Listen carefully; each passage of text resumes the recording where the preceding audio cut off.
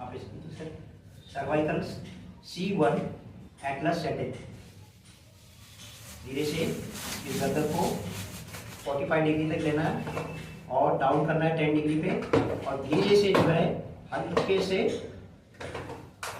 इसको पुश करना है और डाउन अप। गर्दन को सीधा रखा हुआ है, सामने 45 डिग्री और इस तरफ 10 डिग्री पे डाउन करना है फ्रंट साइड, और धीरे से उठाना है और पुश करना है।